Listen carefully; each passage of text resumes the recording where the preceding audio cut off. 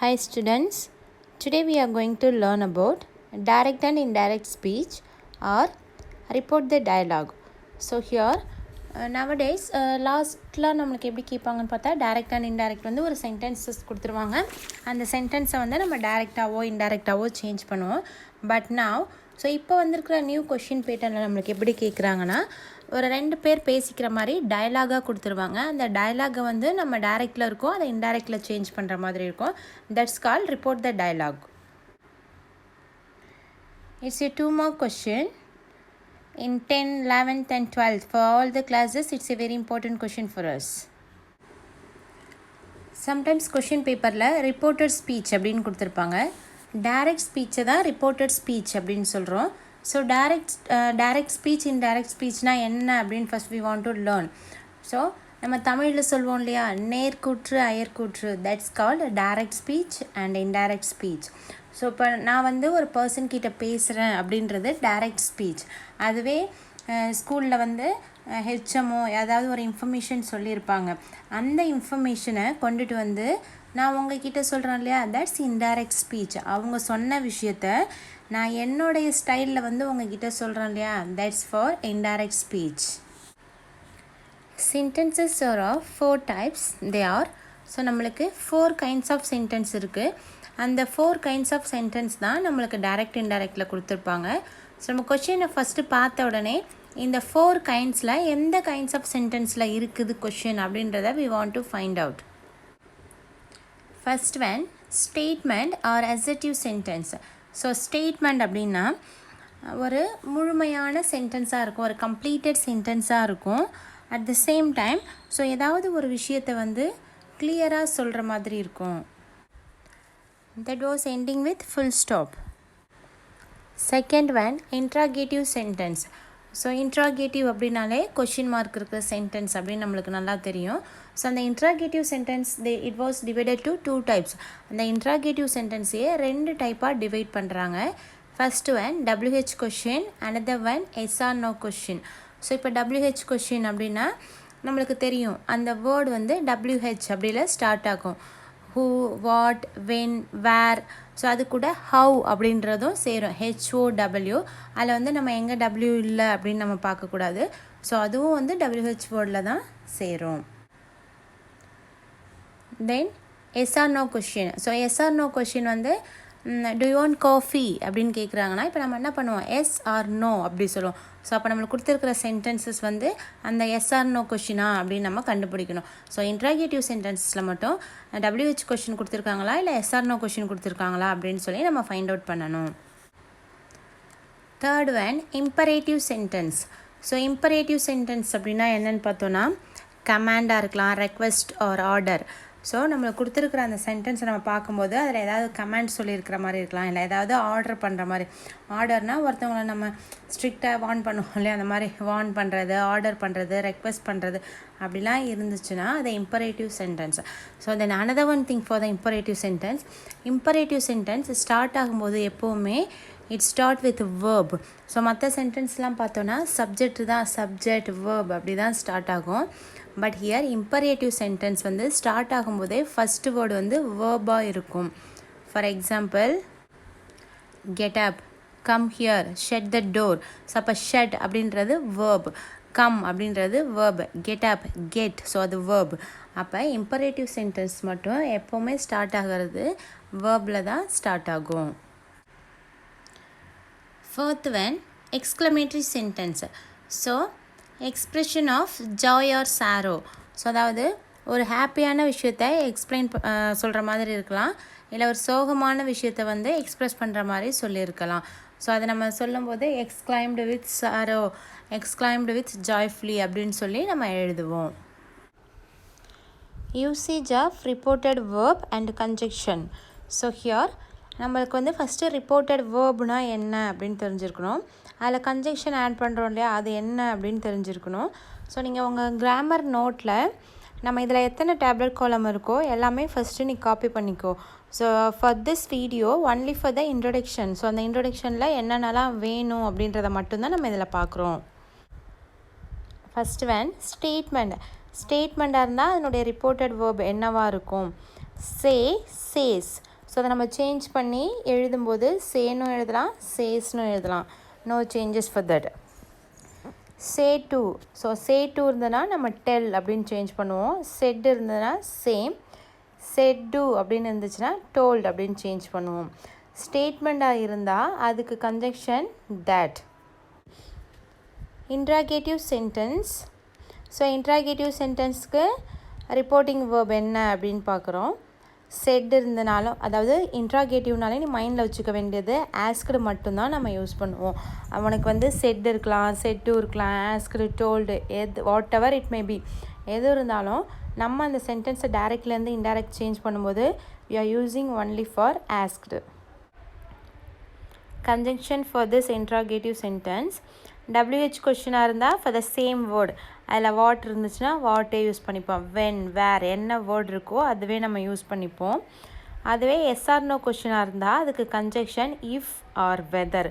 If use பண்ணுறதா இருந்தாலும் use பண்ணலாம், இல்லை வெதர் யூஸ் பண்ணுறதா இருந்தாலும் யூஸ் பண்ணலாம். Imperative sentence. ஸோ நம்ம இம்பரேட்டிவ் சென்டென்ஸில் செட்டு, டோல்டு என்ன வேணாலும் இருக்கலாம். பட் நம்ம வந்து அந்த சென்டென்ஸை பார்ப்போம். அந்த சென்டென்ஸில் வந்து ரெக்வெஸ்ட் பண்ணுற மாதிரி இருந்துச்சுன்னா ரெக்வெஸ்டட் அப்படின்னு எழுதுவோம். ஆர்டர் பண்ணுற மாதிரி இருந்துச்சுன்னா ஆர்டர்டு அப்படின்னு எழுதுவோம். கமாண்ட் பண்ணுற மாதிரி இருந்தால் கமாண்டட். சஜஷன் சொல்கிற மாதிரி இருந்தால் சஜஸ்டட். அட்வைஸ் பண்ணுற மாதிரி இருந்தால் அட்வைஸ்டு.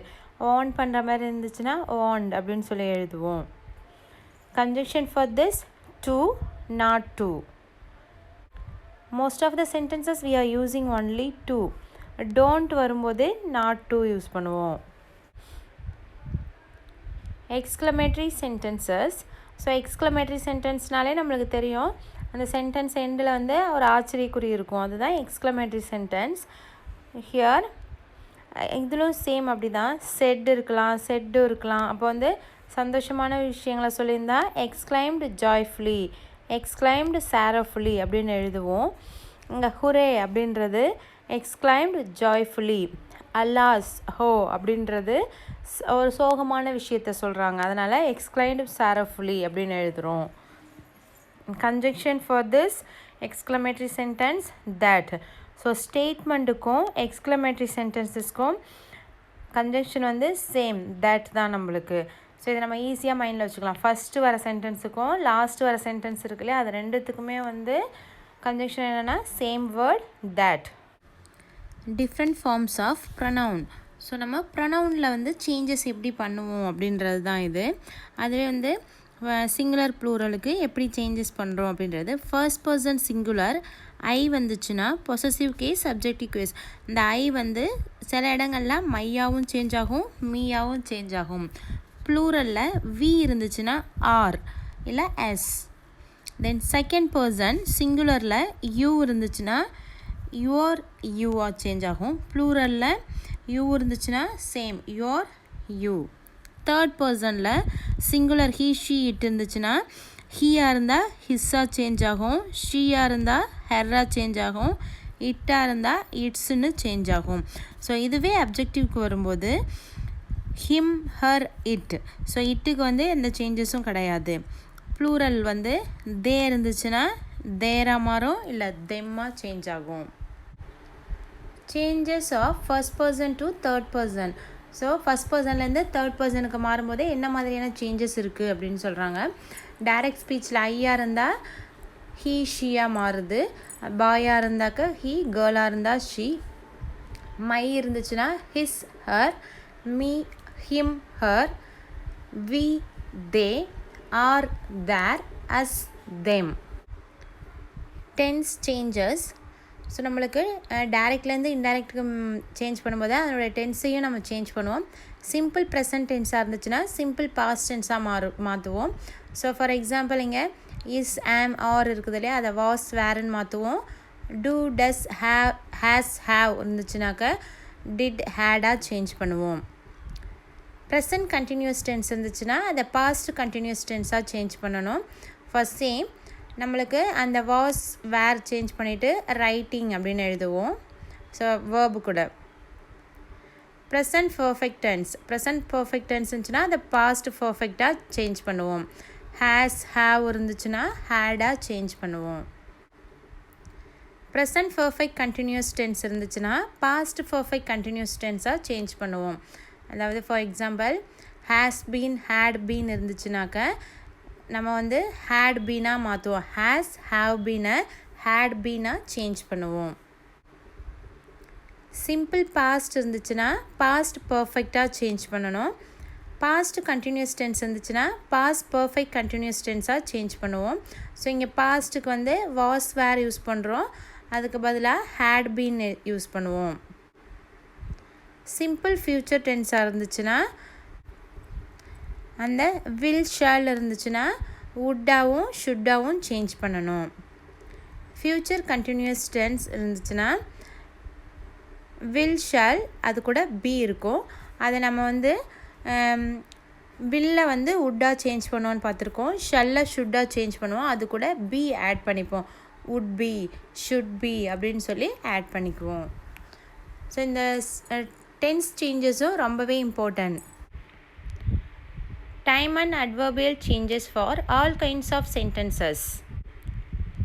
ஸோ இந்த சேஞ்சஸ் எல்லாமே it's common for all kind of sentence. நம்ம அந்த 4 கைண்ட்ஸ் ஆஃப் சென்டென்சஸ் பார்த்துருக்கோம்ல, அது எல்லாத்துக்குமே சேம். ஸோ டைரக்ட்லேருந்து இன்டைரக்ட்க்கு மாற்றும் போது இந்த பர்டிகுலர் வேர்டு இருந்துச்சுன்னா அதை நம்ம எப்படி சேஞ்ச் பண்ணணும் அப்படின்றது தான் இந்த டேப்லோ காலம். Now, then, this, that, these, those, here, there, thus, so, today, that day, tonight, that night, tomorrow, the next day, yesterday, the day before. Here last day, last week, last month, last year அப்படின்னு இருக்கும்போது previous day, previous week, previous month இல்லை previous year நம்ம change பண்ணிக்கலாம். For the same next year, next day, next month அப்படின்னு இருக்கும்போது இந்த following அப்படின்னு add பண்ணிப்போம். Following year, following day, following month. Day after tomorrow, the day after, the next day. Can, may, shall. So அதனுடைய past tense. Can இருந்ததுன்னா could, may இருந்ததுன்னா might, shall இருந்துச்சுன்னா should, must இருந்துச்சுன்னா had to. ஸ்டூடெண்ட்ஸ், இது வரைக்கும் நம்ம பார்த்துருந்தது just for the rules. என்னென்ன rules எல்லாம் we want to follow for the direct to indirect. So டைரக்ட்லேருந்து இன்டைரக்ட்க்கு சேஞ்ச் பண்ணும்போது என்னென்ன ரூல்ஸ் அண்ட் ரெகுலேஷன்ஸ் வந்து நம்ம ஃபாலோ பண்ணணும் அப்படின்றத மட்டும்தான் இந்த வீடியோவில் பார்த்துருக்குறோம். ஸோ உங்களுடைய கிளாஸ் ஒர்க்கில் each and every thing you want to copy that. உன்னுடைய கிராமர் நோட் இருக்கும் இல்லையா, அந்த கிராமர் நோட்டில் எல்லாமே இதை காப்பி பண்ணி வச்சுக்கோ. For the next video how to change the sentences, அந்த சென்டென்சஸை வந்து எப்படி டைரக்ட்லேருந்து இன்டைரக்ட்க்கு சேஞ்ச் பண்ணுறது அப்படின்றத we can see for the next class.